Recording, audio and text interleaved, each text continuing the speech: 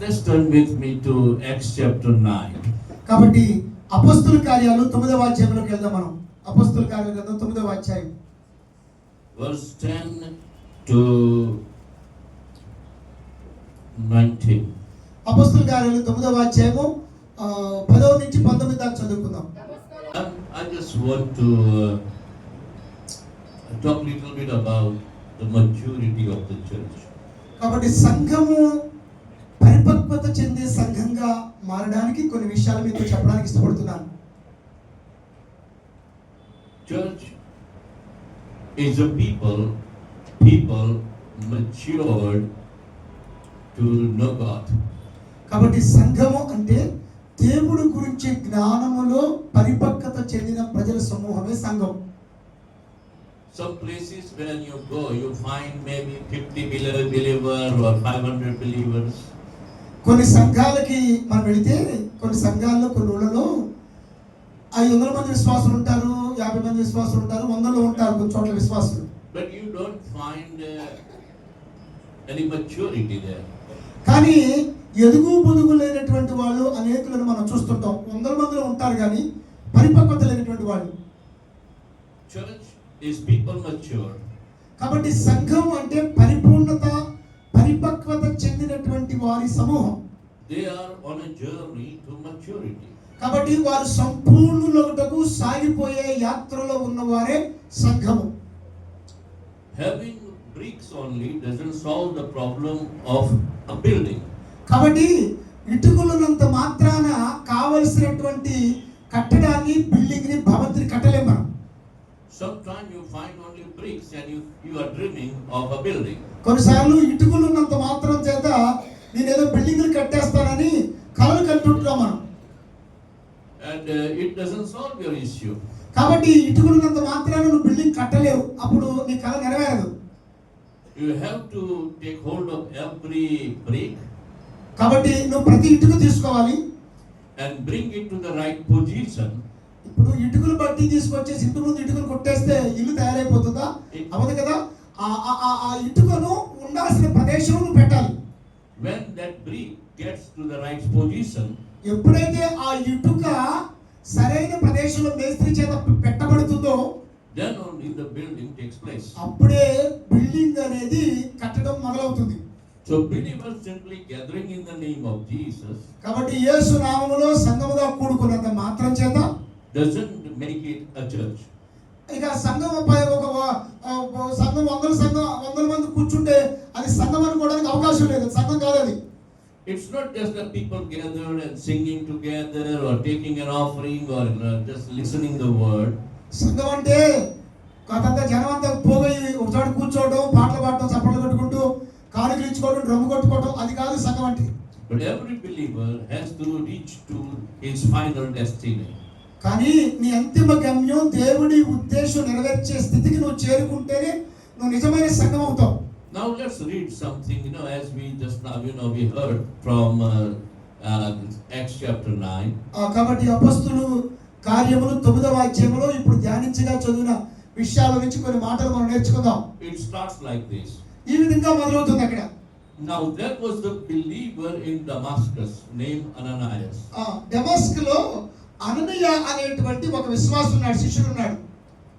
Now everyone in the region, this Damascus was a region in those days. ఆ Damascus అనేటువంటిది ఒక ప్రాంతం అండి. And it was quite big region in those days. ఆ రోజుల్లో ఎంతో విశాలమైనటువంటి ప్రాంతము, భూభాగము డెమస్క్ అనేది. And people were known from Damascus city to many region in the central part of the world in those days. ఆ రోజుల్లో ప్రపంచ దేశాల్లో ఉన్నటువంటి అనేక మంది ముఖ్య పట్టణంగా, ముఖ్య ప్రాంతంగా ఉన్నటువంటి డెమస్కస్ కి వచ్చి వెళ్తుండేవాళ్ళు. And we find something like this. అప్పుడు ఇక్కడ మనం అర్థమవుతున్న విషయం ఏంటంటే, it says that there was a believer. ఆ డెమస్కస్ పట్టణంలో ఒకనొక విశ్వాసి ఉన్నాడు. So believer is an identity. కాబట్టి విశ్వాసి అనే గుర్తింపు చాలా గొప్పదండి. He was known by his identity. కాబట్టి ఆయన గుర్తింపును బట్టి మనం ఏమై ఉన్నామని తెలుస్తుంది. Believer doesn't mean carrying the Bible. కాబట్టి ఈ విశ్వాసం అంటే బైబిల్ పట్టుకునేవాడు కాదు, బైబిల్ పట్టుకు ఎక్కడ పడితే అక్కడ బైబిల్ తీసుకెళ్లేవాడు కాదు. Some people know how to pray. కొంతమందికి ప్రార్థన చేయాలో తెలుసు, Some people know how to read. కొంతమందికి వాక్యం ఎలా చదవాలో తెలుసు, Some people know how to sing. కొంతమందికి ఎలా పాడాలో తెలుసు. But that doesn't accomplish his believing. కానీ అది మాత్రమే విశ్వసించడం కాదు. Believer is a person believing. విశ్వాసి అంటే దేవుని యందు విశ్వాసం ఉంచుతూ జీవిస్తున్న వ్యక్తి. His whole being is in a status of called believing. కాబట్టి ఏ స్థితిలోనైనా దేవుణ్ణి నమ్మటం కోసమే పిలువబడిన వాడు విశ్వాసి. Believing in all things. అన్ని విషయాల్లో దేవుని ముందు అచంచలమైన విశ్వాసాన్ని ఉంచేవాడే, ఉంచగలిగిన వాడే నిజమైన విశ్వాసి. So he is believing in all the things in regards to all around his life and for his life. ఆయన జీవితంలో చుట్టూరా ఏ పరిస్థితులు ఉన్నా ఆ పరిస్థితుల్లో నుంచి దేవుడి యందు విశ్వాసం ఉంచిన వాడు మాత్రమే నిజమైన విశ్వాసి కాగలుగుతాడు. He was called a believer. అతను మాత్రమే విశ్వాసగా పిలువబడతాడు. And that was the identity. అదే మన గుర్తింపు. That means people saw something in him. అదే ప్రజలు అతనిలో కొంతమంది ప్రజలు చూస్తారు. People witness of him something. కాబట్టి ప్రజలు కొంత అతని గురించి సాక్ష్యం చెప్తారు. And people saw him moving in something. అంతేకాదు ప్రజలు విశ్వాసంలో కొంత కనుగొనాలి, కొంత చూడగలగాలి సాక్ష్యాన్ని. That's why we have a witness in the scripture that he was a believer. కాబట్టి బిలీవర్ అంటే పాటలు పాడుతూ వాక్యం చదువుతూ సకల బైబిల్ పెట్టడం కాదు, కానీ చూసే ప్రజలలో కొన్ని లక్షణాలు కనపడినప్పుడే విశ్వాసిగా పరిగణించబడతాడు. Believer is a person engaged with attitude. కాబట్టి విశ్వాసి అనేటువంటి వాడి యొక్క ఉద్దేశాలు, ప్రాముఖ్యతలు వేరుగా ఉంటాయి. Believer is a person engaged in action. అంతేకాదు విశ్వాసి అనేటువంటి వాడు తన యొక్క జీవితాన్ని క్రియాత్మకంగా చూపించే పనిలో ఉంటాడు. And believer is a person who is fully engaged in revealing his belief. కాబట్టి విశ్వాసి ఎప్పుడు కూడా తన జీవిత విధానం ద్వారా తన విశ్వాసాన్ని క్రియల ద్వారా చూపించే పనిలో ఉంటాడు. So here we find his status as a believer. కాబట్టి ఇక్కడ విశ్వాసి అని ఎప్పుడు పరిగణించబడతాడు, ఎప్పుడు గుర్తింపబడతాడో చెప్పబడింది. When I go to some meetings, కొన్ని మీటింగ్లకు నేను వెళ్ళినప్పుడు people come after the meeting for prayer. కొన్నిసార్లు ప్రజలు వస్తారు మీటింగ్ అయినా ప్రార్థన చేసుకోవడం నా దగ్గరికి. Somebody is asking me for financial blessings. కొంతమంది అయ్యా మాకు ఆర్థికంగా బాగా దీవించబడాలి, ఆర్థిక ఆశీర్వాదాల కోసం ప్రార్థన చేయమని అడుగుతుంటారు. Somebody would come and say, "We please pray for my healing." కొంతమంది అంటే నా ఒంట్లో బాగాలేదయ్యా నా ఆరోగ్యం కోసం ప్రార్థన చేయమంటారు. The question is, నిజమైన క్రైస్తవుడు what kind of that believer is? నా దగ్గరకు వచ్చి నా మోకాళ్ళ నొప్పులు, ఒంట్లో బాగాలేదు, నాకు డబ్బుల కోసం ప్రార్థన చేయమంటే అది ఏ రకమైన విశ్వాసి అసలు? If he has to depend on somebody else's faith, somebody else's belief, then he is not a believer. ఇప్పుడు నువ్వు వచ్చి నన్ను ప్రార్థన చేయమంటున్నావు అంటే అసలు విశ్వాసమేనా? నీ విశ్వాసం ఏమైంది? So he is dependable on somebody else's belief. అంటే ఇతరులకున్న విశ్వాసం మీద ఆధారపడుతున్నాడు తప్పించి తనకున్న తన విశ్వాసం ఏంటో తను అర్థం చేసుకోవట్లా. Sometimes కొన్నిసార్లు people gather together కొన్నిసార్లు ప్రజలు కలుసుకుంటుంటారు, depending on the faith of their pastor. కొన్నిసార్లు అయ్యగారి విశ్వాసం మీద ఆధారపడతారు. కొంతమంది మా అయ్యగారు ప్రార్థన చేస్తే తగ్గిపోతుంది. They gather together for his belief, not their own belief. వాడు విశ్వాసంతో ప్రార్థన చేయడం ఆపేసేసి మైగారు మా కోసం ప్రార్థన చేస్తారు, మైగారు మంచి విశ్వాసం చెప్పి అయ్యగారి విశ్వాసం మీద ఆధారపడతారు. That is not a status of a believer. అది విశ్వాసి యొక్క నిజమైన లక్షణం అది కాదండి. So a believer has to have a testimony of his own. కాబట్టి విశ్వాసి తాను విశ్వాసం కలిగి జీవిస్తున్నాడన్న సాక్ష్యం ఉండాలి. ఆ సాక్ష్యం కలిగిన విశ్వాసం ఉంది అనే సాక్ష్యం కలిగిన విశ్వాసి. Belief is like inhaling and exhaling. కాబట్టి విశ్వాసం అనేది మనము ఉచ్ఛ్వాస నిశ్వాస లాంటిది. If you stop taking this air into your body, you die. మనం గాలి పీల్చకపోతే శ్వాసించకపోతే ఏమైపోతాం? చచ్చిపోతాం. So believer is a person believing at all the time. కాబట్టి విశ్వాసి అనేటువంటి వాడు ఏ స్థితిలోనైనా నిరంతరము విశ్వాసంతో జీవించేవాడే. A person believes in all things. కాబట్టి అన్ని విషయాల్లో దేవుని మీద విశ్వాసం ఉంచగలిగిన వాడే విశ్వాసి. We find many great believers like that in the scripture. పరిశుద్ధ లేఖనాల్లో గొప్ప గొప్ప విశ్వాసుల విశ్వాస జీవితం గురించి మనం నేర్చుకోవచ్చు. They believed for all things. వాళ్ళు అన్ని విషయాలను విశ్వాసం ఉంచారు ఆ విశ్వాసులు. Whether it was for their financial need, వాళ్ళ యొక్క ఆర్థిక అవసరాల గురించి కావచ్చు, whether it was for their family, వాళ్ళ కుటుంబ అవసరాల గురించి అయినా కావచ్చు, or for circumstances, వాళ్ళకున్న పరిస్థితుల గురించి అయినా కావచ్చు, or for any healing, వాళ్ళకి స్వస్థత కోసం అయినా కావచ్చు, they kept believing. వాళ్ళు విశ్వాసం ఉంచుతూనే ఉన్నారు. And we find that their belief and their believing worked. We find the result there. కాబట్టి వారు ఏ కుటుంబ విషయాలైనా ఆర్థిక విషయాలైనా పరిస్థితులైనా ఏ విషయంలో వాళ్ళ విశ్వాసం ఉంచినా తగ్గ ఫలితం పొందినట్లుగా బైబిల్ చెప్తుంది. Now in the verse 10 we read again. కాబట్టి మనం చూస్తే కనుక He was a believer. ఆయన యొక్క విశ్వాసి అయితే కనుక He was a believer from Damascus. కాబట్టి ఇక్కడ ఎక్కడున్న విశ్వాసి గురించి చెప్పబడింది. His name was Ananias. కాబట్టి డమస్కస్ లో ఉన్న విశ్వాసి గురించి రాయబడింది. ఆయన పేరేంటి? అననీయ. And it says, ఆయన గురించి ఏం చెప్తుందంటే the Lord spoke to him. కానీ ఏం చెప్తుందంటే ఆయన ప్రభువు ఒకసారి అననీయతో మాట్లాడాడు. Believer is a person విశ్వాసి అంటే ఎవరంటే with whom Lord speaks at all the time. కాబట్టి ఎవరు దేవుడితో మాట్లాడుతుంటాడో అతనే విశ్వాసి. He has online communication with God. విశ్వాసి అనేటువంటి వాడు నిరంతరము దేవునితో సమాచారాన్ని దేవునితో సంబంధాన్ని కలిగి ఉన్నవాడు విశ్వాసి. He doesn't need to go to Ayya Guru and ask him that what the Lord is saying. కాబట్టి ఆయన దేవుడు ఎప్పుడు మాట్లాడుతున్నప్పుడు దేవుడు మాట్లాడే విషయాన్ని వింటూ ఉండేవాడు విశ్వాసి. You understand? నేను చెప్పే విషయం మీకు అర్థమవుతుందా? I am talking about a mature believer. నేను మాట్లాడేది ఒక పరిపక్వత చెందిన విశ్వాసం గురించి మాట్లాడుతున్నాను. A believer is a person with whom God continuously speaks to. విశ్వాసి అనేటువంటి వాడు దేవునితో నిరంతరము సంభాషిస్తూ ఉన్నవాడే విశ్వాసి. There may be various ways of speaking to a person.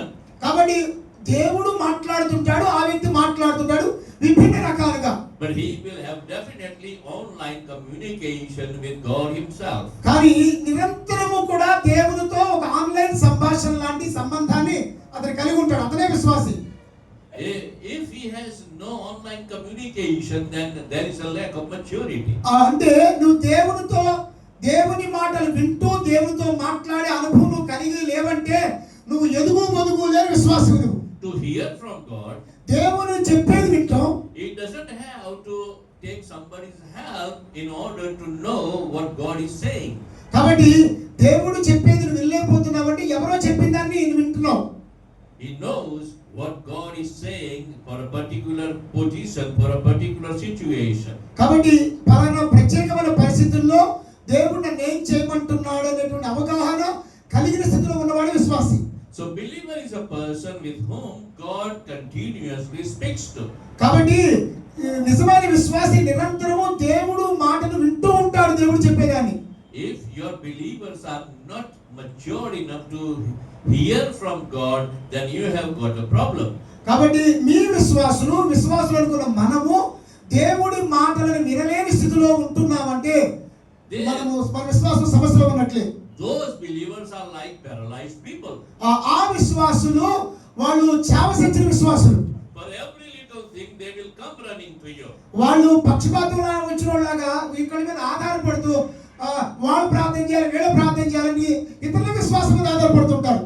When the child is unable to have his food, కాబట్టి చిన్న పిల్లలు ఏం చేస్తారు? వాళ్ళు తినగలుగుతారమ్మా, అమ్మ పెట్టాలా?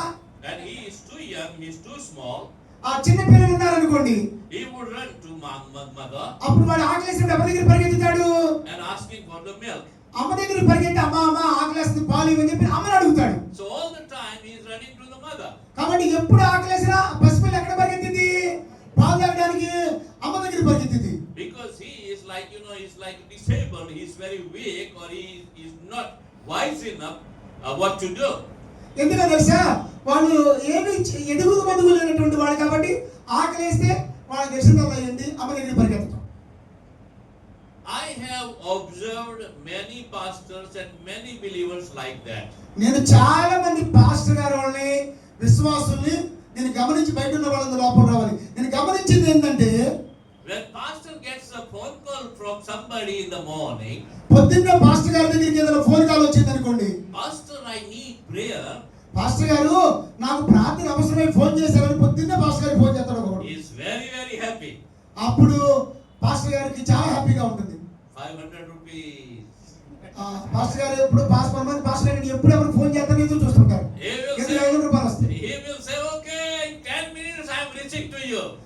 అది ఖచ్చితంగా నీకోసం మేము ప్రార్థన చేసేస్తాం అంటుంటారు. 500 rupees charge. కొంతమంది ఏంటంటే ప్రార్థన చేసినందుకు కానుక అనేది కూడా నిర్ణయించుకుంటుంటారు. So when somebody else has some other problem, కొంతమందికి ఇంకొక సమస్య ఉంటుంది అనమాట. పాస్టర్ గారు అయ్యారు, what should I do? నేను ఏం చేయాలి అయ్యారు? My son is heavily drinking. అయ్యా మా కొడుకు వాడు ప్రార్థన కాకుండా బాగా మందు తాగుతున్నాడు, నేనేం చేయమంటారు? I need your prayer. అయ్యారు మా అబ్బాయి కోసం ప్రార్థన చేయండి అయ్యాడు ప్రార్థన అట్లా. My husband is having an affair with another lady. అయ్యా మా ఆయన గారికి ఇంకొక దానితో సంబంధం ఉంది, అక్రమ సంబంధం పెట్టుకున్నాడు. Please come and pray for me. అయ్యా దయచేసి వచ్చి మా ఆయన దాంతో నుంచి బయటపడాలని ప్రార్థన చేయండి అయ్యారు. Pastor, we are struggling, we have lots of challenges, please come and pray for us. అయ్యారు మా ఇంట్లో చాలా సమస్యలు ఉన్నాయి, దయచేసి వచ్చి మా ఆయన కోసం ప్రార్థన చేయని అడుగుతున్నారు అయ్యాని.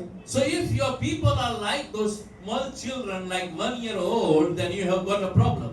కాబట్టి మీ సంఘంలో విశ్వాసులు కనుక అలాంటి వారిగా ప్రతిదానికి పాస్టర్ గారి మీద నీ మీద ఆధారపడి స్థితిలో ఉన్నారంటే మీ విశ్వాస జీవితం ఎదుగుదల లేని విశ్వాసంగా ఉందని అర్థం చేసుకోవాలి. You may be just be pastoring them since 25 years.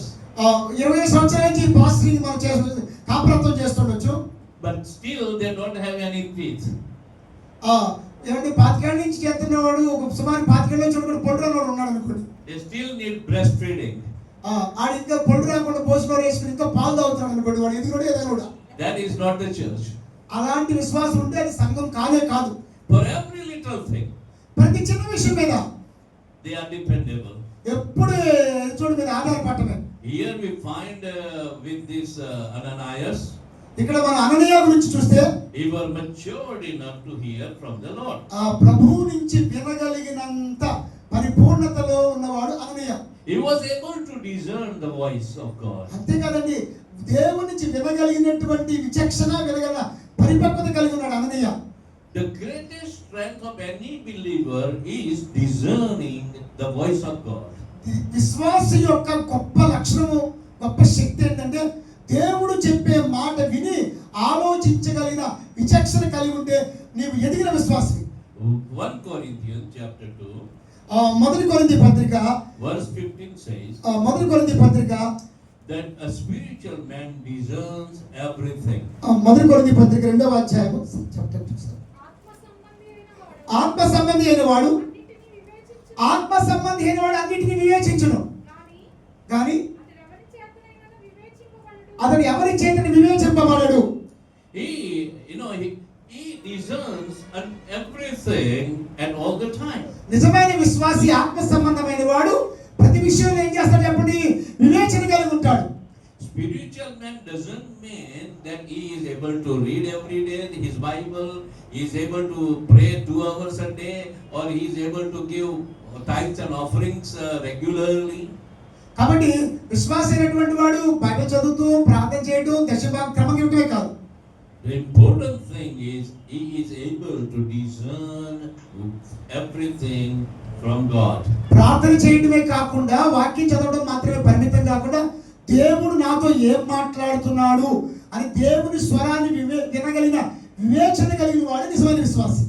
So he was mature enough to hear from God. కాబట్టి దేవుడి నుంచి విని అర్థం చేసుకోగలిగిన పరిపూర్ణత కలిగిన వాడే విశ్వాసి. So the mature church is full of these people, those who are able to hear regularly from the Lord. కాబట్టి పరిపూర్ణమైన విశ్వాసులు ఎప్పుడు కూడా దేవుడు వాక్యము కొరకు దేవుడు నాతో ఏం మాట్లాడుతాడన్న ఆసక్తి కలిగి ఎదురు చూసేవాడు నిజమైన విశ్వాసి. So when the Lord said, Ananias, అననీయతో ప్రభు ఎప్పుడైతే చెప్పాడో he said, అప్పుడు ప్రభు అననీయ అంటున్నాడు, here I am. అననీయ అన్నాడు, ప్రభువా నేను ఉన్నాను ఇక్కడ. He was mature enough to respond to the calling of God. ఆ నిజమైన విశ్వాసి దేవుడి పిలుపుకు లోబడేటువంటి పరిపూర్ణత సమర్పణ కలిగిన వాడు నిజమైన విశ్వాసి. He knows how to respond. కాబట్టి నిజమైన విశ్వాసి దేవుడు మాటకు ఏ విధంగా స్పందించాలో తెలిసిన వాడై ఉంటాడు. He is mature enough to stand, how to stand before God. అంతేకాదు దేవుడి ముందు ఎలా నిలబడగలగాలో తెలిసిన వాడే నిజమైన విశ్వాసి. Some people they just waver and they are not steady. కొంతమంది ఎప్పుడు కూడా వాళ్ళు కదులుతూ ఉంటారు కానీ సరిగ్గా నిలబడలేరు, చంచల మనస్కులుగా ఉంటారు. In India, భారతదేశంలో I believe if you have 40 mature believers in anybody's church, నేను భారతదేశంలో కనీసము ఒక 40 మంది పరిపూర్ణత గల విశ్వాసులైన కనుగొనగలనా, your church will be a prospered church. నీవు సంఘంలో కనీసం 4 అయినా పరిపూర్ణత పరిపక్వత విశ్వాసులు ఉంటే నీ సంఘము ఎదిగిన సంఘం కాగలుగుతుంది. Sometime I hear a testimony. కొన్నిసార్లు ఇలాంటి సాక్ష్యాలు వింటుంటాను నేను. Our church is very poor. కొంతమంది అయ్యా మా సంఘం చాలా పేద సంఘం అయ్యా అంటారు. Jesus is building his church. మా సంఘం పేద సంఘం అంటారు. ఈ సంఘాన్ని కడుతున్నది ఎవరు? క్రీస్తు. I believe that the church that Jesus is building shouldn't be any poor. నిజంగా సంఘం ఎవరిదండి? క్రీస్తుది. సంఘం కట్టేది ఎవరు? క్రీస్తు. మరి యేసు కట్టే సంఘము పేద సంఘం అవుతుందా? So either Jesus is building or you yourself is building. నువ్వు సొంతగా సంఘం కడితే ఆ సంఘం పేద సంఘం దరిద్ర సంఘం అవుతుంది. యేసు కట్టే సంఘం ఆశీర్వదించబడిన సంఘం అవుతుంది అన్నమాట. I used to get lots of letters in early days. కాబట్టి నేను చాలా లెటర్లు వస్తుంటే నాకు ఆ దేశంలో మళ్ళీ చాలా మంది రాస్తుంటారు లెటర్లు. Many letters from Andhra Pradesh. Andhra వాళ్ళు చాలా మంది నాకు ఉత్తరాలు రాస్తుంటారండి, లెటర్స్ వస్తుంటాయి. Okay, I am doing these activities. నేను అయ్యా గారు నేను ఈ సేవలు ఈ పని చేస్తున్నాను అయ్యా గారు. Yeah, I am doing outreach work. నేను వేరే ప్రాంతాలకి అవుట్రీచ్ వర్క్ చేస్తున్నాను. I am helping poor and widows. దేవా నేను పేదవాళ్ళకి ఇతరాలు విధవరాళ్ళకి హెల్ప్ చేస్తున్నాను. I have follow-up ministries. నేను పలానా పరిచయం చేస్తున్నాను. I am helping orphan people. నేను అనాథలకు సహాయం చేస్తున్నాను. I am distributing tracts. నేను కరపత్రికలు పంచుతున్నాను. I am doing ministry since 18 years. అయ్యా 18 ఏళ్ల నుంచి నేను ఎంతో కష్టపడి సేవ చేస్తున్నాను. I have 150 believers. అయ్యా నా సంఘంలో 150 మంది విశ్వాసులు ఉన్నారు అయ్యా. But my people are very poor. కానీ గారు నా 150 మంది చాలా పేదరికంలో పేదవాళ్ళు ఉన్నారు అయ్యా. Please send us money. దయచేసి నా కోసం మీరు సహాయం, ఆర్థిక సహాయం తొందరగా పంపించండి అని ఉత్తరాలు రాస్తుంటారు అయ్యా. Is there since 18 years. ఇట్లాంటి వాళ్ళు ఏమంటారు 18 ఏళ్ల నుంచి ఉంటారు అక్కడ అంటారు. But situation has never changed. కానీ 18 ఏళ్ల నుంచి సంఘం ఉంటే సంఘంలో మార్పు ఉందా? So either he is building or Jesus is building, that we have to finalize now. కాబట్టి ఇప్పుడు అర్థం చేసుకోవాలి, అలాంటి పేద సంఘం అయితే కనుక ఆ సంఘం ఆయన కడుతున్నాడా యేసు ప్రభు కడుతున్నాడా? I went to a village called Vempadu, that's not far from here. ఒకసారి వేంపాడు అనేటువంటి చిన్న సంఘానికి వెళ్ళాను చాలా కాలం క్రితం. Maybe I don't know, it maybe 25 years ago or when, I don't know roughly. Yes sir, 25 years. 20 సంవత్సరాల క్రితం నేను వెళ్ళాను అక్కడికి. I took an offering during the church service. ఒక రోజున నేను వేంపాడికి సురేష్ బాబు వేంపాడు సంఘానికి వెళ్తే అక్కడ ఒక రోజు కాలుకి నేను పట్టాను వేంపాడు సంఘంలో. And Suresh told me that people are very poor here. అప్పుడు సురేష్ బాబు అన్నాడు, అయ్యారు వీళ్ళంతా కలిగిన వాళ్ళు కాదని చెప్పి అన్నాడు. And many people were HIV infected in those days. ఆ రోజుల్లో కొంతమంది HIV వచ్చినటువంటి సమస్యలు కూడా ఉన్నటువంటి వాళ్ళు ఉన్నారు. So there were maybe about 100 people. అక్కడ కష్టంగా ఆ రోజు వెంపాడులో 100 మంది ఉన్నారు అక్కడ. I took an offering on that morning. ఆ రోజు ఉదయకాలంలో నేను వేంపాడులో కానుక పట్టాను, కానుక ఎత్తబడింది సంఘం ద్వారా. And it came 1,30,000 rupees. అద్భుతం చెప్పమంటారు, ఆ రోజు వేంపాడు సంఘం వేసిన కానుక 1,30,000 కానుక వచ్చింది అన్నమాట. I was able to see what Suresh was not able to see.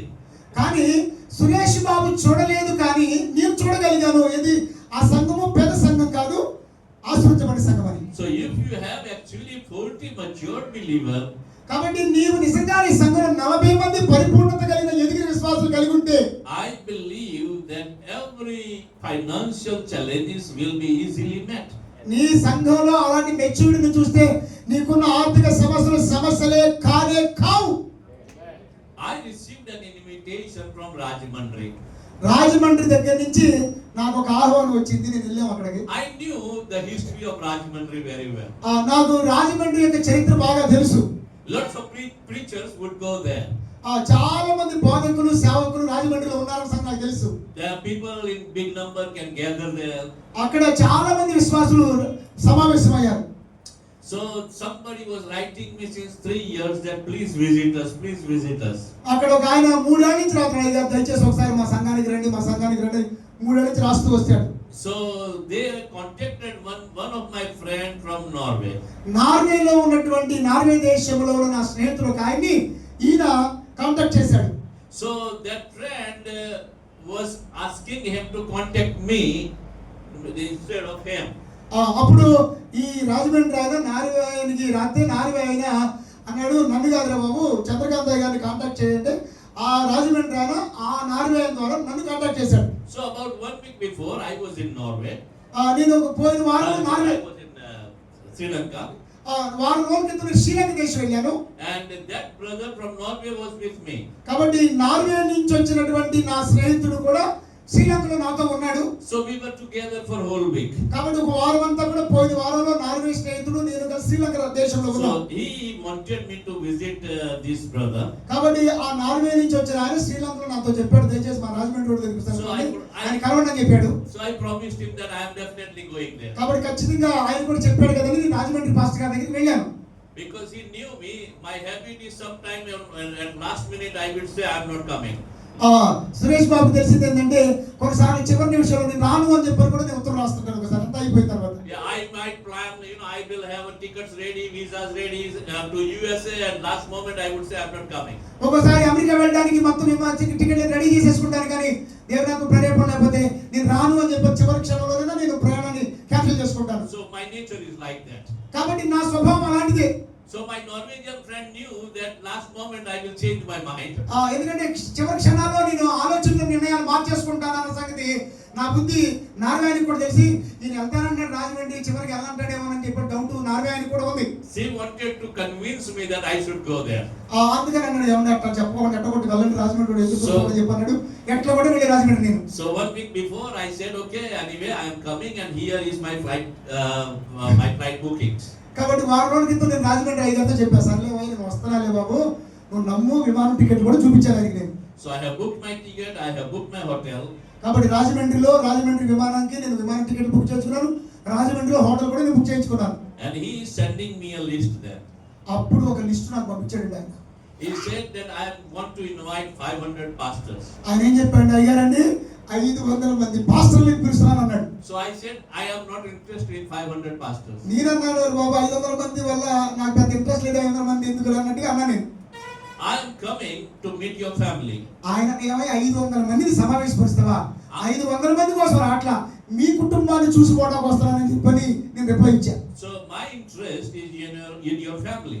500 మంది పాస్టర్లు వస్తారు కదా, నాకు అనవసరం అయ్యా, మీ కుటుంబాన్ని చూసి వెళ్ళాలని నేను వస్తున్నానని చెప్పాను. So then he said, అప్పుడు ఆయన ఏం చెప్పాడంటే, no, at least please permit me to bring some pastors together. సరే అన్నాడు, అయ్యా 500 మంది కాకపోయినా కొంతమంది పాస్టర్లు అయినా పిలుస్తాను, దానికైనా మీరు అనుమతి ఇవ్వండి అని చెప్పాను. So then I replied, అప్పుడు నేను reply ఇచ్చానంటే, okay, you can invite those pastors who are associated with you. నేనేమన్నానంటే, అయ్యా నీతో అనుబంధం కలిగినటువంటి సేవకులందరూ పిలుచుకోమని చెప్పాను. Then he said, అప్పుడు ఆయన ఏం చెప్పాడంటే, okay, we have to give them travel money. అయ్యారండి నేను పిలుస్తా కదండి, వచ్చిన వాళ్ళందరికీ దారి ఖర్చులు ప్రయాణ ఖర్చులు ఇవ్వాలండి, ఛార్జీకి ఇవ్వాలండి అని చెప్పాను. And then in the next message he said we have to give them some gift. మళ్ళీ ఏం చెప్పాడంటే, ముందే ఛార్జీలు అడిగాడు, తర్వాత ఏమన్నాడు మళ్ళీ, అయ్యా వచ్చిన వాళ్ళందరికీ వచ్చేది ఎవరండి మా వాళ్ళు, వెళ్ళేటప్పుడు వాళ్ళకి ఏదో ఒక బహుమానము ఇచ్చి పంపాగా అన్నాడు. So I said, అప్పుడు నేను చెప్పానంటే, I don't want anybody, I am coming to see you. అరే బాబా అలాంటి వాళ్ళు వద్దురు బాబా, అసలు అందరూ వద్దురు అయినా నేను నీకోసం వస్తానని చెప్పాను. I don't want to bribe pastors just in order to attend the meeting. నేను ఆ లంచం ఇస్తే వచ్చేటువంటి పాస్టర్ నాకు వద్దు అన్నా నేను. We don't have to bribe. అయ్యా మనము అని 100 రూపాయలు ఇస్తే లంచం ఇస్తే వచ్చేవాడు వద్దు, మాకు లంచం ఉండి పాస్టర్ మాకు వద్దు అని చెప్పాను నేను. Gift. అలాగే కానుకల కోసం వచ్చే అయ్యగారు వద్దు. Travel money. అలాగే మళ్ళీ అయ్యగారికి దారి పోయి ప్రయాణ ఖర్చు ఇచ్చేవాడు వద్దు. Without you, I can gather 10,000 people. నేను అన్నమాట అండి, నువ్వు లేకోకుండా ఇవేమి ఇవ్వకుండా కూడా 10,000 మంది నేను సమావేశపరచగలని చెప్పాను నేను. I can do it by myself. నువ్వే ఈ ఛార్జీలు ఇచ్చి ఇచ్చేట వాళ్ళకి 200 మంది ఫోన్ చేసేదండి, ఇవేమీ లేకుండా 10,000 మందిని నేను సమావేశపరచగలని చెప్పాను. I don't need a contractor. కాబట్టి అలాంటిది కాదు నాకు కావాల్సింది. I am not looking for a middleman. కాబట్టి నేను అలాంటి దాని కోసం చూడట్లా. Suresh knows me for the last 30 years now. 30 సంవత్సరాల నుంచి సురేష్ బాబుకి నేనేంటో నా గురించి తెలుసు. How hard he would try to convince me, I never get convinced. Suresh Babu బాగా తెలుసు నేను ఎలాగ చేస్తే సురేష్ బాబుకి నన్ను ఒప్పించడం ఎంత కష్టమో సురేష్ బాబు తెలుసు, అందుకే ఎవరికి తెలియదు. That's my nature. అందుకని ఒక పట్టాన నేను ఒప్పించబడలేను, కష్టం నన్ను ఒప్పించడం. We need to be mature. కాబట్టి మనము పరిపక్వత చెందిన వాళ్ళగా ఉండాలి. The mature believers are the prosper believers.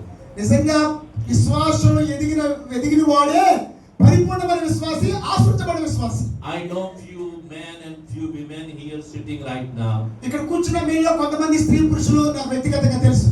I have known them from many years. ఇక్కడ మీలో ఉన్న చాలా మంది చాలా సంవత్సరాల నుంచి నాకు తెలుసు. When they started their journey, వాళ్ళ విశ్వాసాన్ని వాళ్ళ యొక్క ప్రయాణాన్ని ప్రారంభించినప్పుడు it was challenging time for them. అప్పుడు చాలా కష్టంతో వాళ్ళు సేవను మొదలుపెట్టారు. But I see them in good shape. ఈ రోజున అలాంటి వాళ్ళు మంచి స్థితికి చేరుకోవడం నేను చూస్తున్నాను. God has blessed them and prospered them. వాళ్ళని దేవుడు ఆశీర్వదించాడు, అభివృద్ధి పరిచాడు. And they are getting mature. వాళ్ళు ఎందుకో తెలుసా, వాళ్ళు ఆత్మీయంగా ఎదుగుతున్నారు విశ్వాసంలో. What is important, a building or the mature believers? కాబట్టి బిల్డింగులు కట్టడం ముఖ్యమా, విశ్వాసులు ఎదగదల ముఖ్యమా? Here in Andhra Pradesh, ఆంధ్రప్రదేశ్లో I get a letter like this. నేను ఇలాంటి ఉత్తరాలు వస్తుంటే నా దగ్గరికి. We have 200 believers. Please pray for our church building. Pastor రాస్తాడు, 200 మంది విశ్వాసులు ఉన్నారు, మాకు బిల్డింగ్ కట్టడానికి మీరు సహాయం చేయండి అని రాస్తాడు. So I reply them. అప్పుడు నేను చెప్తానంటే, You pray, you need building, not me. అప్పుడు నేను అంటాను, బాబు నీకు బిల్డింగ్ కావాలంటే నీవు నీ విశ్వాసం ప్రార్థన చేయండి, నేను ప్రార్థన చేయడం కాదని చెప్తాను. Please pray for one motorcycle. ఒక్కొక్క పాస్టర్ అయ్యా నాకు మోటార్ సైకిల్ కొనుక్కోవడానికి ప్రార్థన చేయడం చెప్తాడు. You pray, you need it for your. నేనేమంటాను, మోటార్ సైకిల్ కావాల్సింది నాకు కాదు, నువ్వు ప్రార్థన చేసుకో, దేవుడు నీకు ఇస్తాడని చెప్తా. I don't need any paralyzed believers. నేను చచ్చుబడిపోయిన విశ్వాసులు కాదు కావాల్సింది, అడిగి పొందుకోగలిగిన వాడే విశ్వాసి.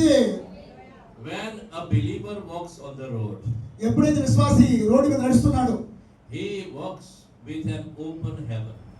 మీకు తెలుసా, నిజంగా కానీ విశ్వాస జీవితంలో రోడ్డు మీద నడుస్తుంటే నీ కోసం పరలోక ద్వారాలు ఎప్పుడు తెరవబడే ఉంటాయి. తెరవబడిన ఆకాశం మీద నువ్వు నడుస్తున్నావు. Wherever he goes, నువ్వు ఎక్కడికి వెళ్ళినా the heaven follows him. నువ్వు ఎక్కడికి వెళ్ళినా పరలోకం నీతో నడుస్తుంది, పరలోకం నీతో వస్తుంది. Heaven is more concerned for you yourself than you need to be concerned for yourself. కాబట్టి నీ గురించి నువ్వు ఆలోచించి సంపాదించుకోవాలనుకున్న దానికంటే పరలోకమందున్న దేవుడు నీ గురించి మరింత చింత కలిగి ఉన్నాడు. Let me tell you a story. ఒక విషయాన్ని నీతో చెప్పలేమని. In the year 2002, 2002 సంవత్సరంలో the Holy Spirit spoke to me to go to Haryana state. 2002 సంవత్సరంలో పరిశుద్ధాత్మ దేవుడు హర్యానా రాష్ట్రం వెళ్ళమని నన్ను ప్రేరేపించాడు. And I knew nobody there in Haryana. 2002 సంవత్సరంలో హర్యానాలో నాకు ఎవరు తెలియదు. The Holy Spirit said go to Haryana. కానీ పరిశుద్ధాత్మ దేవుడు నన్ను ఏమన్నా హర్యానా రాష్ట్రానికి వెళ్ళు అని ప్రేరేపించాడు. And I will give you a man from Haryana. అప్పుడు ప్రభు చెప్పాడు, నువ్వు హర్యానా రాష్ట్రానికి వెళ్ళు, అక్కడ ఒక వ్యక్తి నీకు ఇస్తానని చెప్పాడు. So I said yes to the Lord. అప్పుడు చెప్పారు, ప్రభా నువ్వు చెప్పావు కదా హర్యానా రాష్ట్రానికి నేను వెళ్తాను అని చెప్పాను.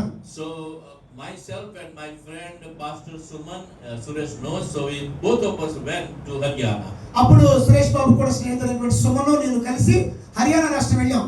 We took a train ticket to Kurukshetra.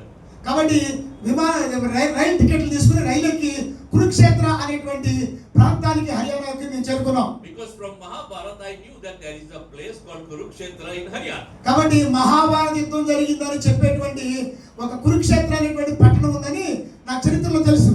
So I just booked the ticket and we just went to Kurukshetra. కాబట్టి ఆ సుమన్ని తీసుకుని నేను ఇద్దరం కలిసి కురుక్షేత్ర అనేటువంటి పట్టణానికి వెళ్ళాం. So we came out of the railway station.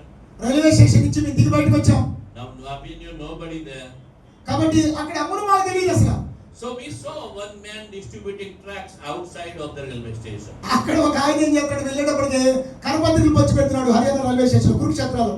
So somehow we found out that he must be a Christian. అప్పుడు కరపత్రికలు పంచి పెడుతున్నాడు కాబట్టి మేము అనుకున్నాం ఖచ్చితంగా ఇక్కడ ఒక దేవుని మీద విశ్వాసం ఉన్నాడు అని అర్థం చేసుకున్నాం. So we went to his home and his home was 30 kilometers away from there. అప్పుడు అతని విశ్వాసం మాకు అర్థమైంది. అతను మా ఇంటి వాళ్ళ ఇంటికి మేము వెళ్ళాము, 30 కిలోమీటర్ల దూరంలో ఉంది. There was a small hotel nearby. ఆ దగ్గరలో చిన్న హోటల్ ఉంటే So we just stayed there. ఆ హోటల్లో మేము ఉన్నాము. And we used to fellowship with this man and his wife, his children and his mother. కాబట్టి ఆ కరపత్రికలు పంచిపెట్టేటువంటి సహోదరుడు, భార్య, తల్లి, పిల్లలతో మేము సహవాసం చేశాం. So his mother used to prepare tandoori roti for me morning and evening. అప్పుడు వాళ్ళ అమ్మగారు మాకు తందూరి రొట్టె పొద్దున్నే సాయంకాలం చేసి పెట్టారు. Lots of paneer every day. రోజు చక్కగా ఆ పన్నీర్తో రొట్టె తిన్నాము. And the Lord spoke to me. అప్పుడు ప్రభు నాతో మాట్లాడారు. This is not the man. అప్పుడు ప్రభు ఇక్కడ ఇతను కాదు నీ కోసం సిద్ధపరిచిన వ్యక్తి అన్నాడు. He is not the man for Haryana. కాబట్టి హర్యానా కోసం నేను సిద్ధపరిచిన వ్యక్తి ఇతను కాదు అని ప్రభు నాతో మాట్లాడారు. I said, okay, Lord. అప్పుడు ప్రభు సరేనయ్యా ఇతను కాదంటే కనుక అన్నాడు. So first day passed, second day passed. మొదటి రోజు, 2 రోజులు గడిచిపోయాయి. And then I said, అప్పుడు నేను చెప్పాను, Lord, tomorrow is the last day for me.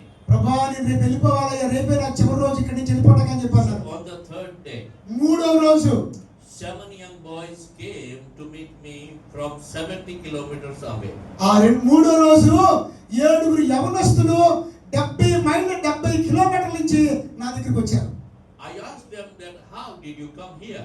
అప్పుడు ఆ 7 యవనస్తులకి మీరు చెప్పారు, ఇంత దూరం నుంచి నేనున్నానని తెలుసుకుని మీరు ఎలా వచ్చారని చెప్పాను. So they said, అప్పుడు వారు ఏం చెప్పారు, we heard that God's man is coming to this place, so that's how we have come. అప్పుడు వారు చెప్పారు, మాకు తెలిసింది ఇక్కడ ఒక దైవ సేవకుడు వస్తున్నాడని, ఆ విషయం తెలుసుకుని మేము వచ్చామని చెప్పారు. So I started to speak with them. అప్పుడు ఆ యవనస్తులతో మాట్లాడడం ప్రారంభించారు. All of these 7 boys were from Hindu background. ఈ 7 యవనస్తులు కూడా హైందవ కుటుంబాల నుంచి వచ్చినటువంటి యవనస్తులు. And their lives were changed. వాళ్ళ జీవితాలు మార్చబడ్డాయి. And out of them, వాళ్ళలో నుంచి 2 young men came to our Bible college. ఆ 7 యవనస్తుల నుంచి గుజరాత్ రాష్ట్రంలో ఉన్న మా బైబిల్ కాలేజీకి వచ్చి 2 యవనస్తులు జాయిన్ అయ్యారు. God touched their life. దేవుడు వారిని ముట్టాడు, వారి జీవితాలు మార్చాడు. So one of the young men, ఆ యవనస్తులు ఒక యవనస్తుడు is looking after the ministry in Punjab. ఆ యొక్క Yeah.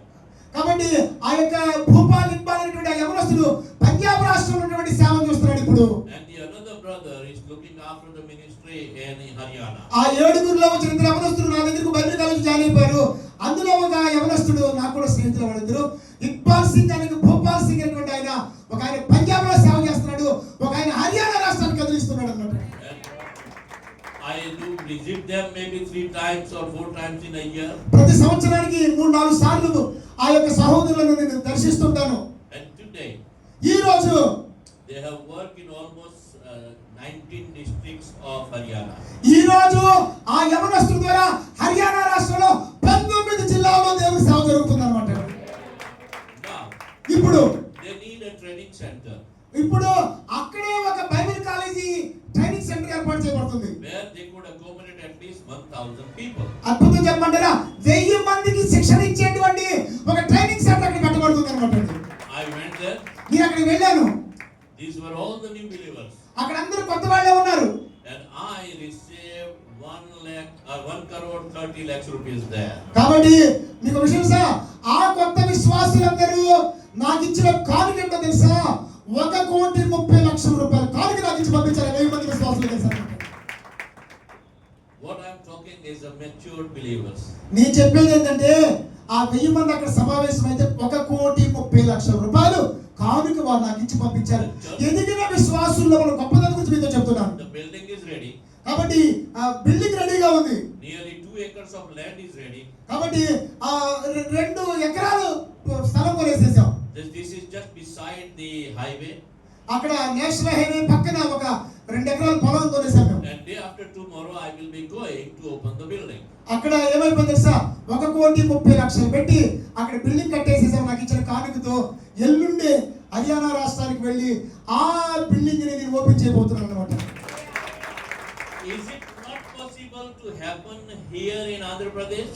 ఆంధ్రప్రదేశ్ లో అలాంటిది సంభవించడం సాధ్యం కాదంటారా? Where most of the places in Andhra Pradesh, Andhra Pradesh లో చాలా ప్రదేశాలు big gurus are blessed. The people are always poor. ఇక్కడ ఆంధ్రప్రదేశ్ లో పెద్ద పెద్ద అయ్యగారులు అనుకునేటువంటి వాళ్ళందరూ కూడా వాళ్ళు కోటీశ్వరులు అయిపోయి దీవించబడుతున్నారు, కానీ వాళ్ళ విశ్వాసులు ఇంకా పేదవాళ్ళుగానే ఉంటున్నారు అన్నమాట. The church building is ready. సంఘం అనేది రెడీగా ఉంది, church building with the big house for the leader. కాబట్టి ఇక్కడ ఏంటంటే చాలా మంది అయ్యగారులు వాళ్ళకి ఇల్లు కట్టేసేసుకుంటారు, కానీ వాళ్ళ మందిరాలు కట్టారనమాట అండి. I don't understand that. వాళ్ళ ఇల్లు కట్టుకోవడానికి దేవుడు పిలిచాడా, దేవుని మందిరం కడతా పిలిచాడా, నాకు అర్థం కాదు కొంతమంది అయ్యగారులు చూస్తుంటే. Who is keeping the believers poor? కాబట్టి అంటే విశ్వాసుల్ని పేదోళ్ళుగా పాస్టర్ గారు ఉంచుతున్నాడా, వాళ్ళు పరిపక్వతలేకపోతే నాకు అర్థం కావట్లేదు. You know the answer. మీకేం తెలుసు There, జవాబు? there has to have an answer. ఖచ్చితంగా సమాధానం మీకు తెలుసు. The answer is the matured believers. కాబట్టి సమాధానం ఏంటంటే సంఘంలో పరిపక్వత కలిగిన పరిపూర్ణ విశ్వాసులు సిద్ధపరచబడాలి. Yes, we find that this believer was walking with an open heaven. కాబట్టి అననీయ అనేటువంటి విశ్వాసి తెరవబడిన ఆకాశం కింద తన విశ్వాస యాత్రను కొనసాగిస్తూ ఉన్నాడు. He was able to see. ఆయన చూడగలిగిన స్థితిలో ఉన్నాడు. He was able to hear. దేవుని స్వరం వినగలిగిన స్థితిలో ఉన్నాడు. And he was able to work with. దేవుని చిత్తంలో దేవుని యందు విశ్వాసంతో సేవ చేయడానికి, క్రియలు చేయడానికి సిద్ధంగా ఉన్నాడు. So this is the time for us. ఇది ముఖ్య అనుకూలమైన సమయం. I think we can start with us. కాబట్టి ఇక్కడి నుంచి స్టార్ట్ చేద్దాం మనం. God is a great God. మన దేవుడు గొప్ప దేవుడు. We just have to come before him in order to know him well. మనము ఇక్కడికి వచ్చింది మీరు ఏంటంటే ఆయన గురించి ఇంకా గొప్పగా తెలుసుకోవడానికి మీరు ఇక్కడ పిలువబడ్డారు. Now we read something like this. ఇక్కడ కొన్ని విషయాలు ఉన్నాయి ఇక్కడ.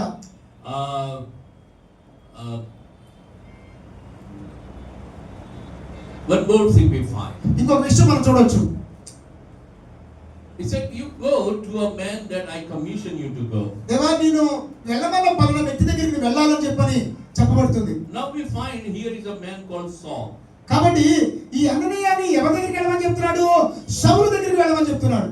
Now Saul was a persecutor. కాబట్టి సౌలు అనేటువంటి ఎవరంటే ఆయన హింసించబడుతున్న వ్యక్తి. So the Lord spoke to him. ఆయనతో ప్రభు చెప్పాడు. Though he has been blinded. కాబట్టి ఆ సౌలు అనేటువంటి వ్యక్తి గుడ్డివాడిగా కళ్ళు మూసుకుపోయి ఉన్నాడు.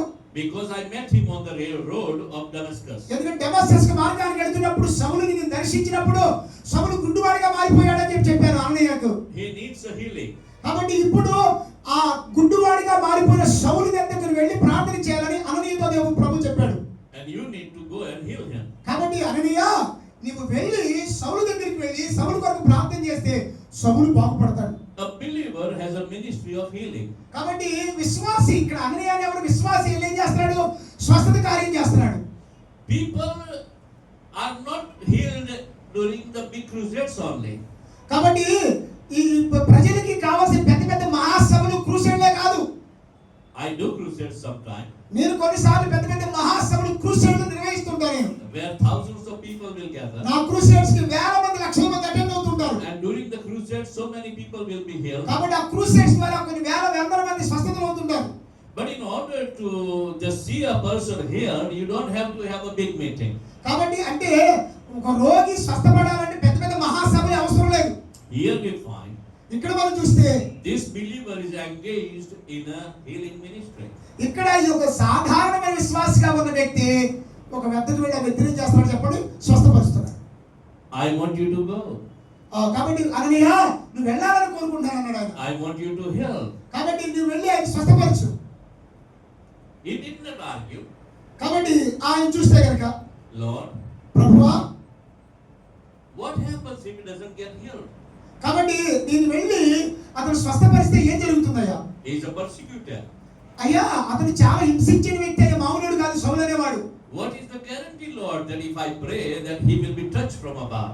ప్రభువా, ఈ గ్యారెంటీ ఏంటి ప్రభా, నేను ప్రార్థన చేస్తే అతని నుంచి పరలోకం నుంచి స్వస్థ వస్తుందని? No question. అలాంటి ప్రశ్నలు అడిగాడు. అయ్యా, నేను వెళ్తే పని జరిగిందా లేదా, వాడు గుడ్డోడు బాగుపడు, అలాంటి ప్రశ్నలు వేశాడు అనయ్యా? వేయగా. Believer is a person having no question. నిజమైన విశ్వాసి ఎదురు ప్రశ్నలు వేయడు, సందేహాలు అనేవి ఉండవు తన జీవితంలో. He is simply obeying the commission God gave. నిజమైన విశ్వాసి, నిజమైన సేవకుడు ఎవరంటే పరిస్థితులను చూసి ప్రశ్నించుకునేవాడు కాదు, బేషరతుగా దేవుని చిత్తాన్ని, దేవుని ఆజ్ఞకు లోబడి ముందుకు వెళ్ళగలిగిన వాడే నిజమైన విశ్వాసంలో ఉన్నవాడు. When God speaks, దేవుడు ఎప్పుడైతే మాట్లాడతాడో, the answer follows. దేవుడు ఎప్పుడైతే మాట్లాడతాడో అప్పుడే సమాధానము, స్వస్థత కూడా నేను గమనిస్తుంది, కార్యం కూడా జరిగిపోయింది. His voice is always attached with an answer. గొప్ప విషయం చెప్పండి, దేవుడు ఒక పని ఇచ్చాడంటే మంచి ఫలితం కూడా నీకు ఇచ్చినట్లే. I went to Haryana. నేను హర్యానా రాష్ట్రానికి వెళ్ళాను. The answer was followed. నేను ఆ దేవుడు చెప్పిన మాట ప్రకారంగా హర్యానాకి వెళ్ళాను. దేవుడి కార్యం ఫలితం చూశాను. When God speaks, దేవుడు మాట్లాడినప్పుడు, He speaks when the answer is already there. దేవుడు మాట్లాడిన ప్రకారంగా నేను వెళితే ఖచ్చితంగా విజయాన్ని కూడా నువ్వు చూస్తాం.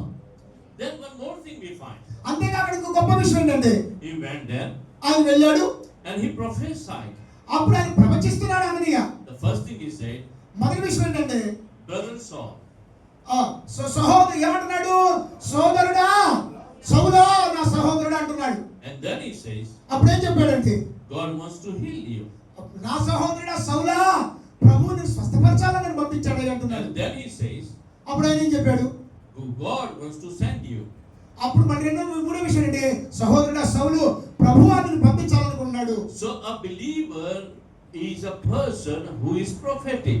కాబట్టి ప్రతి విశ్వాసి, నిజంగా విశ్వాసి అనేవాడు ప్రవచనాత్మకంగా ఉండాలి. You don't have to go to Ayagaru in order to just get your prophecy. కాబట్టి నీ భవిష్యత్తు గురించి ఏం జరుగుతుందో చెప్పించుకోవడానికి నువ్వు అయ్యగారి దగ్గరికి వెళ్ళక్కర్లా ప్రవచనం కోసం. Here is a believer ఇక్కడ ఒక అననీయ విశ్వాసి ఉన్నాడు, strong enough to bring a prophecy. సౌలు గారంత జోడికి ప్రవచనాలు చెప్తున్నాడు. And that's why the church is a prophetic unit. కాబట్టి సంఘంలో విశ్వాసులందరూ ప్రవచనాత్మకమైన విశ్వాసులుగా ఉండగలిగి ఉండాలన్నమాట. God expects every believer to just prophesy. That means to see, to hear and bring it to the world. కాబట్టి దేవుడు సంఘంలో ప్రతి విశ్వాసి కూడా దేవుడి మాటకు లోబడుతూ, విశ్వసిస్తూ, వెళుతూ ప్రవచనాన్ని చెప్పగలిగిన వాళ్ళగా ఉండాలి. So he just prophesied. ఆయన ప్రవచిస్తున్నాడు. And that is what exactly happened. అంతే, ఆయన ఏం చెప్పాడో జరిగింది, ఆయన ఏం చెప్పినట్టుగానే. So church is a community of prophetic people. కాబట్టి సంఘం అనేది ప్రవచనాత్మకమైనటువంటి విశ్వాసుల సమూహం. So we must be mature. కాబట్టి మనము పరిపక్వతలోనికి రావాలి. When Paul was sent, అప్పుడు పౌలు గారు పంపించబడినప్పుడు he was always provided from heaven. పౌలు గారు దేవుని చేత పంపించబడ్డాడు కాబట్టి సేవకి, ఆ సేవకుడికి పరలోకముల నుండి కావలసిన సమస్తాన్ని దేవుడే సమకూర్చుకుంటూ వచ్చాడు అన్నమాట.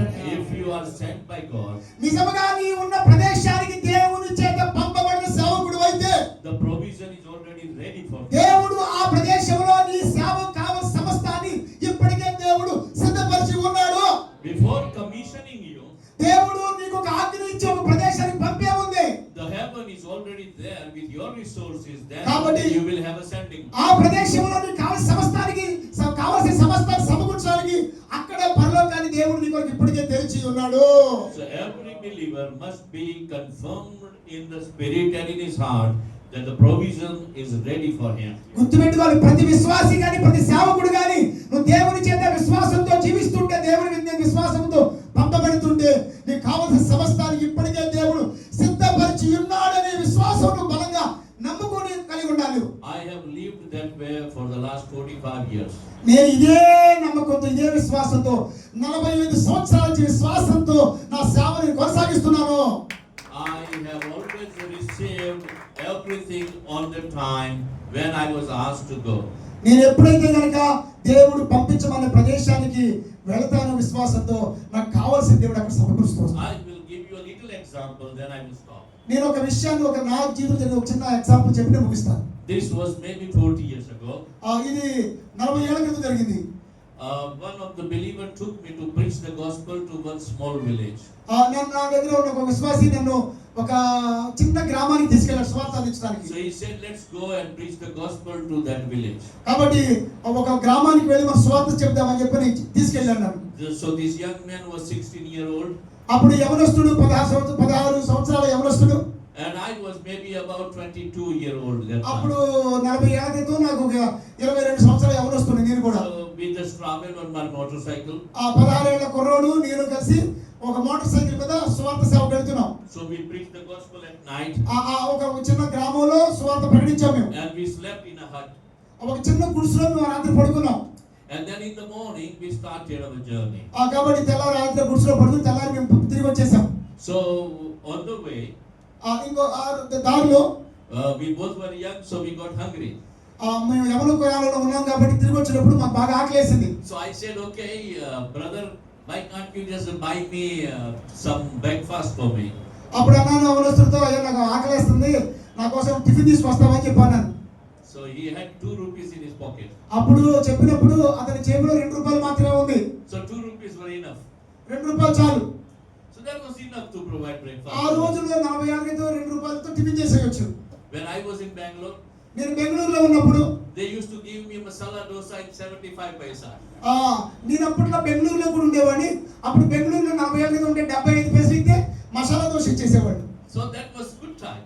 ఆ రోజుల్లో బాగానే ఉండేది, 2 రూపాయలు అంటే బాగా ఎక్కువ. So he provided me tea and this breakfast for him and me. అతని దగ్గర ఉన్న 2 రూపాయలతో నాకు అతనికి కలిసి టిఫిన్ తెచ్చేసాడు, టీ కూడా తీసుకొచ్చేసాడు. Then we came to the railway station. అప్పుడు మేమిద్దరం రైల్వే స్టేషన్ దగ్గరికి వచ్చేసాం. I dropped him at the railway station. అప్పుడు ఆ బండి మీద తీసుకొచ్చి అతను రైల్వే స్టేషన్ దగ్గర విడిచిపెట్టాను నేను. So he said, okay, now I will catch the train and go. So bye bye. అప్పుడు అతను అన్నాడు, అయ్యా మా రైలుకి మా ఊరు వెళ్ళిపోతాను, మీరు మోటార్ సైకిల్ వెళ్ళిపోండి, బాయ్ బాయ్ చెప్పి వెళ్ళిపోయాడు. So this young man was struggling now how to go by train. అప్పుడు యవనస్తుడు, అయ్యగారు నన్ను రైల్వే స్టేషన్ దగ్గర దించాడు కానీ ఇప్పుడు రైలు ఎక్కడానికి ఏం కావాలి, నాకు టికెట్ డబ్బులు కావాలి, ఎట్లాగా ఆలోచిస్తున్నాడు. So he was standing at this ticket window. అప్పుడు అతను టికెట్ దగ్గర దించాడు కానీ అయ్యగారు టికెట్ డబ్బులు లేవు, అక్కడ టికెట్ కౌంటర్ దగ్గర ఎదురు చూస్తున్నాడు. And he said, Lord, అప్పుడు అతను విశ్వాస ప్రార్థన చేస్తున్నాడు ఆ యవనస్తుడు, your man was hungry. ప్రభువా నీ సేవకుడు ఆకలి కొన్నాడని I fed him. నాకున్న 2 రూపాయలతో అది టిఫిన్ తీసుకొచ్చి ఇచ్చేసానయ్యా. Now I pray that you will send someone who can buy me a ticket, who is known person. యేసయ్యా, నా దగ్గర 2 రూపాయలతో అయ్యగారికి నేను టిఫిన్ తీసుకొచ్చి ఇచ్చేసా కదా, ఇప్పుడు నువ్వు ఎవరిని పంపిస్తావోనయ్యా నాకు రైలు టికెట్ కొట్టడానికని అక్కడ రైల్వే టికెట్ దగ్గర నిలబడి ప్రార్థన చేస్తున్నాడు అతను. Suddenly one note fell from above. అప్పుడు అకస్మాత్తుగా పైనుంచి ఒక డబ్బుల నోటు కింద పడింది. It was 10 rupees. 10 రూపాయల నోటు కింద పడి పైనుంచి. So he looked around. ఆయన అటు చూసాడు, There were few people standing. అక్కడ కొంతమంది నిలబడ్డారు. So he asked them that, is it your money? అప్పుడు 10 రూపాయల నోటు కింద పడితే అన్నాడు, ఏమండి ఈ 10 రూపాయలు మీయా అని అక్కడ ఉన్నవాడు అడిగాడు యవనస్తుడు. So the man around said, no, that's not ours. వాడన్నాడు, మాయగానే 10 రూపాయలు అని చెప్పి అన్నారు. So he went to the window person అప్పుడు ఆ కిటికీ దగ్గర కూర్చుని ఆయన దగ్గరికి వెళ్ళాడు. and said, well, I have got this 10 rupees, is it from you? అప్పుడు ఈ యవనస్తుడు కదా విశ్వాసి కదా అండి, మనలో జేబులో పెట్టుకోకుండా ఆ టికెట్లు ఇచ్చే దగ్గర కూడా వెళ్ళి, ఏమండి ఈ 10 రూపాయలు మీయా అని అడిగాడు. So window keeper said, అప్పుడు ఆయన ఏమన్నాడంటే టికెట్లు ఇచ్చేదా, no, that's yours, it's not ours. మాది కదా మీద తీసుకో అన్నాడు ఆయన. He bought the ticket. సరే అయితే ఆ 10 రూపాయల టికెట్ ఇవ్వన్నాను నేను. What he was needed was 50 paisa to buy his train ticket. విషయం చెప్పంటారా, ఆ 10 రూపాయల టికెట్ ఎంత కావాలి, 10 రూపాయలు 50 పైసలు చాలు. And rest of the money he just distributed to the poor people who were just begging around the ఆ 10 రూపాయలు 10 రూపాయలు టికెట్ కొనుక్కుని మిగతా 9 రూపాయలు 50 పైసలు అక్కడ ఉన్న అడుక్కుని వాళ్ళకి పంచిపెట్టాడు అతను. A believer is a person who always walks with an open heaven. కాబట్టి నిజమైన విశ్వాసి గాని సేవకుడు గాని తెరవబడిన ఆకాశం కింద తన ప్రయాణాన్ని సాగించగలిగిన వాడే నిజమైన విశ్వాసి. The resources are ready for you. దేవుడు నీకు సమస్త వనరులను సిద్ధపరిచాడు. Open your eyes నీ నేత్రాలు తెరిచాడు. నీ నేత్రాలు తెరువు. to see. నువ్వు నీ నేత్రాలు తెరిచి నిద్రపోవాలి. నేత్రాలు తెరిచి దేవుడు ఇచ్చేదాన్ని చూడండి, దేవుడి స్వరాన్ని వినండి, And work with it. ఆయనతో కలిసి పనిచేయండి. I pray that God may help you in order to walk with Him and work with Him. కాబట్టి ఆయనతో కూడా కలిసి ఆయన కోసం విశ్వాసంతో పనిచేసే కృప మీ అందరికీ దేవుడు దయచేయను గాక. Let's pray. అందరూ సరిపడి ప్రార్థన చేస్తారు. ప్రార్థన చేసుకుందాం. అందరూ నిలబడి ప్రార్థన చేసుకుందాం. అందరూ పైగా ప్రార్థన చేస్తారు. అందరూ సరిపడి ప్రార్థన చేస్తారు. Father, in Jesus' name, యేసు నామములో ప్రభావం నేను ప్రార్థన చేస్తున్నాను. I pray this morning ఈ ఉదయ కాలమందు నేను ప్రార్థిస్తున్నానయ్యా. that your heaven would be open over this man and women who are standing here. దేవా, ఇక్కడ ఎవరైతే నిలబడి ఉన్నారో నీ ముందు ఉదయ కాలమందు ఈ మధ్యాహ్నంలో వారందరికీ ఆకాశాన్ని తెరవండి ప్రభు. They will experience the heavenly resources open for them. దేవా, వారి ప్రయత్నాలు కాకుండా పరలోకపు ద్వారాల నుండి తెరవబడ్డ పరలోకం నుండి వారికి సహాయం అందించండి. I call for good health. దేవా, వారికి మంచి ఆరోగ్యం కావాలని ప్రార్థిస్తున్నాను. I call for the release of finances. దేవా, ఆ వారికి సమృద్ధైన ఆర్థిక వనరులను సమకూర్చమని ప్రార్థిస్తున్నాను. I call for peace. వారికి సమాధానాన్ని ఇవ్వమని ప్రార్థిస్తున్నాను. I call for the healings. వారికి స్వస్థతని ఇవ్వమని ప్రార్థిస్తున్నాను. And I call for peace in the holistic way. దేవా, పరిశుద్ధమైన మార్గం ద్వారా నీ నీతి మార్గం ద్వారా వారికి శాంతిని ఇవ్వమని ప్రార్థిస్తున్నాను. In the name of Jesus, I bless them. యేసు నామములో మిమ్మల్ని ఆశీర్వదిస్తున్నాను. Blessings. యేసు నామములో ఆశీర్వాదాలు, Blessings. దీవెనలు, Blessings over them. దీవించండి ప్రభా వీరిని. A new day. ఒక అద్భుతమైన జీవితాన్ని, నూతన A జీవితాన్ని new ఇవ్వండి. phase. ఒక నూతన విశ్వాసాన్ని వారికి ఇవ్వండి. New miraculous happening. ఒక అద్భుతమైన కార్యాలు వీరి పట్ల జరిగించండి. In the mighty name of Jesus, I call. యేసు నామములో ఇవన్నీ మీ పట్ల జరగవాలని కోరుచున్నాను. Amen. యేసు నామములో ప్రార్థిస్తున్నాం తండ్రి. ఆమేన్, ఆమేన్, ఆమేన్. క్లాప్స్ కొట్టి దేవుని